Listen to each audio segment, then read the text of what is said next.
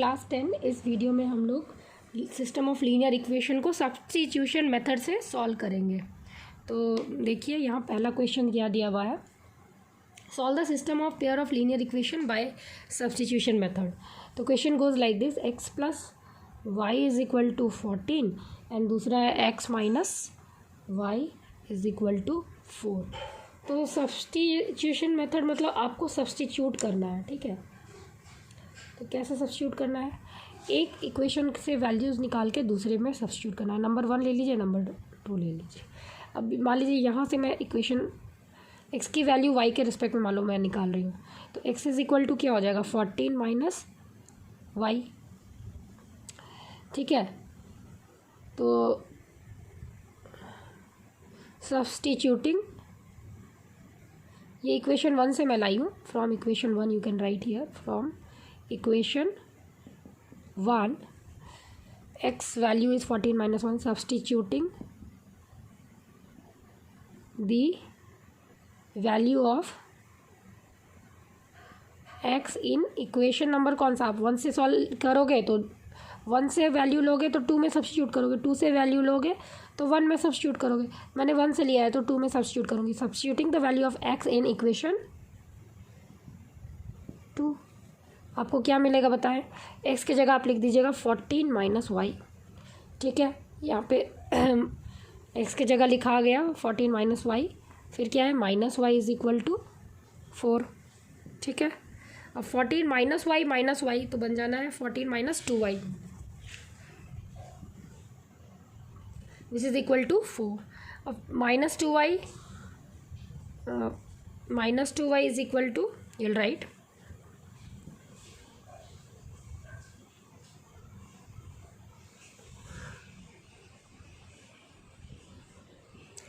4 minus 14, ठीक है। तो ये हो जाएगा माइनस 10 और y is equal to minus 10 by minus 2, ठीक है। ये कट के हो जाना है 5। अब मैं यहाँ पे थोड़ा सा सॉल्व कर रही हूँ, तो y की वैल्यू 5 आ गई, तो x की वैल्यू क्या होगी, x क्या है 14 माइनस वाई है, तो 14 माइनस वाई के जगह 5 बैठ जाएगा और x की वैल्यू क्या आ जाएगी 9, y की वैल्यू क्या रही 5। This is your answer. Also 1 by 1 is not equal to 1 by minus 1, so it will have a unique solution। ये तो आपको सबसे पहले ही देखना है कि यूनिक सॉल्यूशन है तभी सॉल्यूशन आएगा। पैरेलल लाइन के लिए इनकॉन्सिस्टेंट हो जाएगा, system of linear equation has no solution, ठीक है। एक और बता देती हूँ, बाकी आप कर लेंगे। तो question goes like this, number 5 बता रही हूँ। तो √2x plus √3y is equal to 0। Next है √3x minus √8y is equal to 0। अब देखिए यहाँ पे आपको दिख रहा है, ठीक है, कि √3 by √2 is not equal to √3 by minus √8। So in that case unique solution तो दिख रहा है। आप एक इक्वेशन से दूसरे, मान लीजिए इसको इक्वेशन 1 ले लीजिए, इसको इक्वेशन 2 ले लीजिए। तो from equation 1 you'll write, from equation 1 √2x is equal to minus √3y और x की वैल्यू क्या हो जाएगी minus √3 by √2 times y, putting the value of x in equation number 2, ठीक है। वी विल गेट √3, x की जगह हम क्या लिखेंगे minus √3 by 2 times y and is equal to minus √3 by 2 times y। ये हम x की वैल्यू पुट करेंगे यहाँ पे, ठीक है। तो ये हो जाएगा आपका माइनस 8 √y को मैं उधर ले जा रही हूँ, is equal to √y, 8 √y, ठीक है। Now in that case children, आप इसको माइनस इधर ही रखिए, तो आपका हो जाएगा समथिंग लाइक इस तरह से आएगा, माइनस 3 बाय √2 होगा यहाँ पे, 3 बाय √2 और इसको भी इधर ही रहने दीजिए, minus √8y equal to 0 and this implies y is equal to 0। तब आप एक चीज़ मैंने क्लास 9 में भी बताया था, y की वैल्यू 0 आ गई, ठीक है। तो किसी भी इक्वेशन में आप y की वैल्यू अगर 0 पुट करेंगे तो जैसे √3 आप यहाँ पे ये देखिए x इज इक्वल टू, ये क्या है, √-√3/2 टाइम्स y, तो समथिंग इंटू 0 इज़ 0, तो x की वैल्यू 0, y की वैल्यू भी होगी 0। ऐसे भी चिल्ड्रन याद रखिए, अगर c की वैल्यू कुछ भी नहीं है, c1 c2 0 है, इन दैट केस x और y 0 0 एक यूनिक सॉल्यूशन आता है। और इन दैट केस कोई भी इक्वेशन जो इस फॉर्म में रहता है, ax + by बराबर 0 के फॉर्म में रहता है, जिसमें c नहीं होता है, वो लाइन ओरिजिन से होके गुजरती है, यानी कि ओरिजिन उसका एक सॉल्यूशन होता है। तो ये क्या हो गया, 0,0 एक ओरिजिन है, और उस तरह के लाइन का सॉल्यूशन 0 0 होता ही है, ठीक है।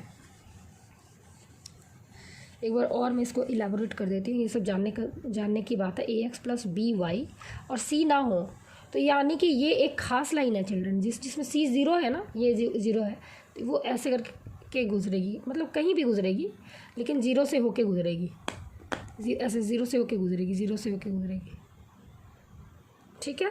और हमारा दोनों लाइन पिछले इक्वेशन में क्या था, दोनों ही लाइन में c की वैल्यू 0 थी ना, something √x + something √y is equal to 0। इसका मतलब दोनों ही लाइन जो है 0 से होके गुजरेगी, यानी 0 0 उसका यूनिक सॉल्यूशन क्या होगा, 0,0, यानी ओरिजिन उसका एक यूनिक सॉल्यूशन होगा, जो हम लोग का आया भी, ठीक है। अब मुझे लगता है आप लोग समझ गए होंगे। क्वेश्चन नंबर जो 2 है वो बताती हूँ। देखिए क्या है कि सॉल्व करना आपको, 2x + 3y is equal to 11 और 2x - 4y is equal to -24। तो and hence find the value of m for which y is equal to mx + 3। ये क्वेश्चन भी बराबर आता है बोर्ड एग्जाम में, y is equal to mx + 3, ठीक है। तो अब आपको इसको सब्स्टिट्यूशन मेथड से सॉल्व करना है, तो आप किसी से भी x या y की वैल्यू निकाल लीजिए। मैं इससे निकाल रही हूँ, ठीक है। इसको दे दो 1, इसको दे दो 2, तो फ्रॉम इक्वेशन 1 x हो जाएगा 11 - 3y/2। अब लिखेंगे सब्स्टिट्यूटिंग x इन इक्वेशन 2, ठीक है। तो वी गेट 2x की जगह हम ये पुट कर देंगे 11 - 3y और /2, और y की जगह में as it is -4y and is equal to -24, ठीक है। तो यहाँ पे 2 2 कैंसिल हो जाएगा, ठीक है। और 11 - 3y - 4y is equal to -24 हो जाएगा। तो -7y इज इक्वल टू 11 हो जाएगा, माइनस हो जाएगा, ठीक है। तो क्या हो जाएगा, -35 हो जाएगा, माइनस कैंसिल, y की वैल्यू आ जाएगी 5। अब मैं इधर बता रही हूँ, y की वैल्यू हो गई 5, तो x की वैल्यू क्या होगी, तो 11 - 15 यानी कि -4 आएगा, -4/2 यानी -2। तो क्या हो गया, -2,5, ये सॉल्यूशन हो गया। x, y की वैल्यू क्या हो गई, -2 पे हाइट 5, x, y यही सॉल्यूशन है ना, तो -2, x हो गया -2, y हो गया 5, ठीक है। अब यहाँ पे -2 5 हम लोग को xy मिला है, याद रखिएगा। अब आगे हम लोग बनाएंगे, क्या वैल्यू मिला, -2 पे हाइट 5। अब y के जगह हम लिखेंगे 5 बराबर m के जगह m ही लिखेंगे, x के जगह लिख देंगे -2 और +3, ठीक है। तो -2m इज इक्वल टू 5 - 3, ठीक है। तो ये हो जाएगा -2, ये हो जाएगा m is equal to -1।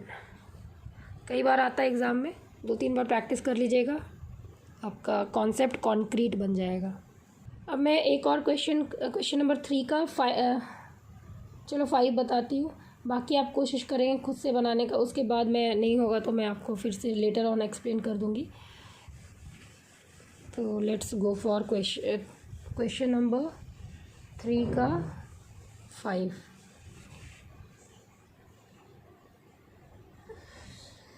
Fraction becomes, तो पहले ले लेंगे लेट दी फ्रैक्शन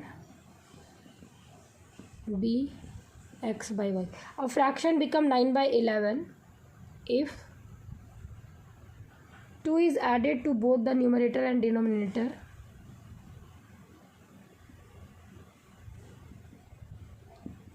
तो वो बन जाता है 9/11।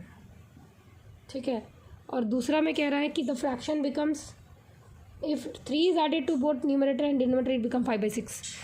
तो दूसरा कह रहा है कि x by y अगर 3 ऐड कर रहे हैं तो बन जा रहा है 5/6। तो क्रॉस मल्टीप्लाई कर दीजिए पहला वाला को, तो हो जाएगा 11x + 22 = 9y + 18। ठीक है। अब जो है आप इसको थोड़ा सॉल्व कर लीजिए, हो जाएगा 11x - 9y = -4। इक्वेशन 1 हो गया। अब इसको भी सॉल्व कर दीजिए, तो हो जाएगा 6x + 18 = 5y + 15।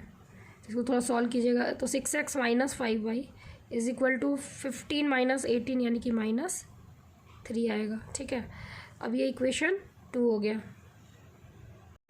ठीक है चिल्ड्रन, तो यहाँ पे आपका वैल्यू जब आप निकाल रहे हैं तो यहाँ पे x की वैल्यू ये आई। ठीक है।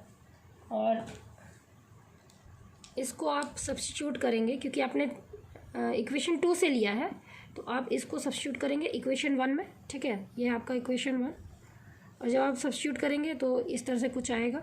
और आप जब इसको सॉल्व करेंगे तो y की वैल्यू आएगी 9 और x की वैल्यू आएगी, यहाँ मैं लिख दे रही हूँ, यहाँ लिख रही हूँ, x की वैल्यू आनी चाहिए 7। ठीक है।